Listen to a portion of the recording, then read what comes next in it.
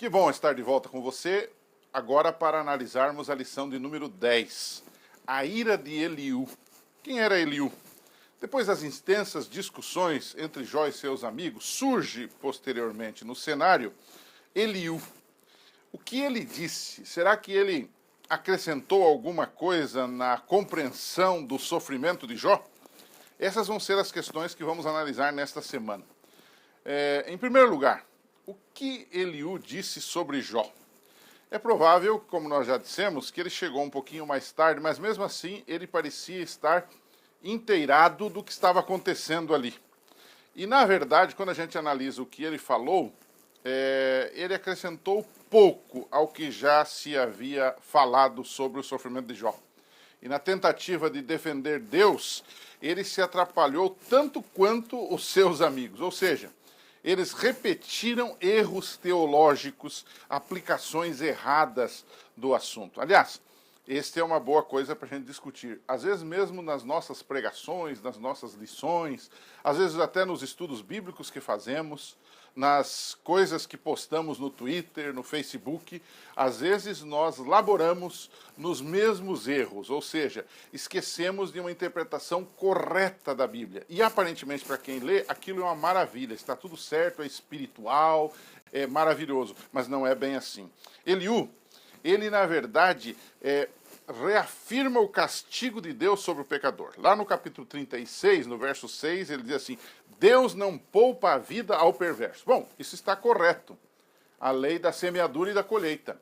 Todavia, um segundo bloco da nossa lição, o primeiro é o que ele falou, ou seja, Deus não poupa a vida ao perverso.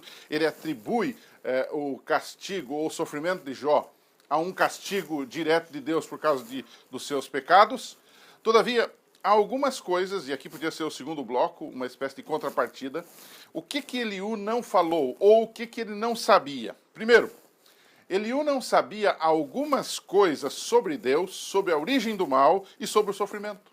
Jó não estava sofrendo, como nós já sabemos de sobejo, por causa do seu pecado, mas por causa de estar no grande conflito entre o bem e o mal.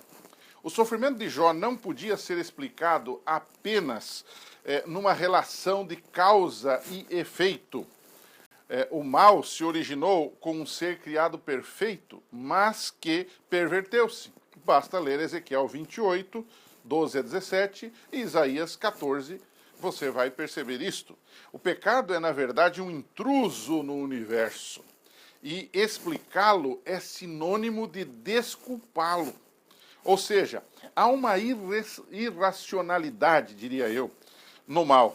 Eliú e seus amigos todos, em nenhum momento, por exemplo, mencionaram essas coisas, ou mencionaram a obra de Satanás em trazer o pecado e o mal para esse mundo. Não contaram a história original da origem do mal. Eles simplesmente se ateram a um dos aspectos, que seria o castigo divino por causa do pecado de Jó, de um suposto pecado de Jó. Embora ele fosse pecador, estivesse nesse mundo, e por estar nesse mundo, estar no meio do grande conflito, sobrou para ele algumas balas, algumas farpas, algumas flechas do inimigo.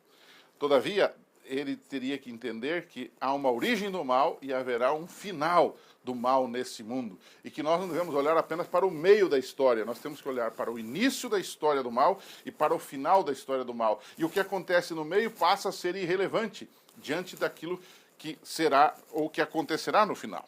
Então, para a gente terminar, Jó 32:2 diz que Eliú ficou irado com Jó. Por isso que o título da lição é a ira de Eliú, né? Ficou irado com Jó, acusando-o de pretender ser mais justo do que Deus. A pergunta é, essa interpretação de Eliú estava certa? E aí, uma segunda pergunta para a gente conversar um pouquinho. Quais os perigos que nós corremos ao interpretarmos a fala de alguém? Muitas vezes a pessoa fala alguma coisa, até num sermão ele prega alguma coisa e a gente corre o risco de interpretar do jeito da gente, na conveniência da gente. E isto é sempre perigoso. Ou interpretar baseado apenas nas emoções da gente e não nas razões deste assunto. Então, analise um pouquinho isso, porque às vezes na igreja, até na sua unidade da escola sabatina, há algumas discussões, brigas e até separações entre as pessoas, problemas nos relacionamentos por causa disso, de más interpretações, de acusações, digamos, erradas, não é?